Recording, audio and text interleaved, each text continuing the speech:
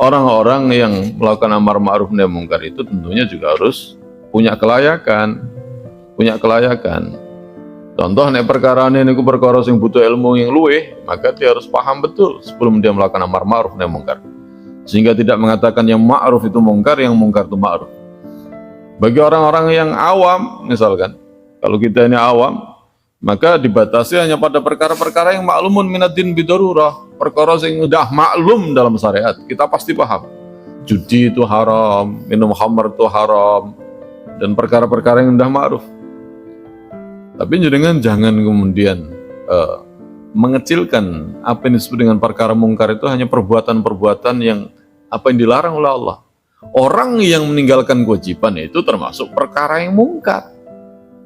Jarimah itu tidak hanya, atau tindakan kriminal dalam pandangan syariat itu tidak hanya orang yang melakukan perbuatan dilarang oleh Allah, tapi orang yang meninggalkan kewajiban ini termasuk adalah perbuatan jarimah menurut syariat, perbuatan kriminal, perbuatan mungkar menurut syariat.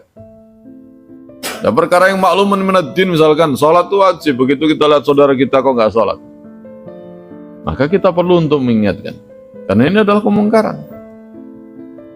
Maka wanti-wantilah, kalau panjenengan punya anak senantiasa diwanti-wanti urusan-urusan pokoknya. Ojo sampai meninggalkan sholat maktubah, sholat 5 waktu, jangan sampai meninggalkan puasa Ramadan, atau kemudian perkara-perkara yang lain yang diwajibkan, termasuk zakat, diingatkan.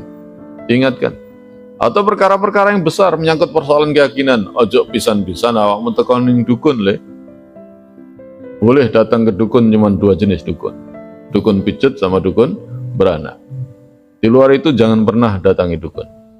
Ini contoh. Ini persoalan-persoalan akidah loh ya. Persoalan-persoalan akidah. Jangan pernah kalian mensekutukan Allah. Jangan pernah berbuat musyrik. Selalu harus diingatkan. Karena begitu orang itu berbuat musyrik, maka ini adalah kemungkaran.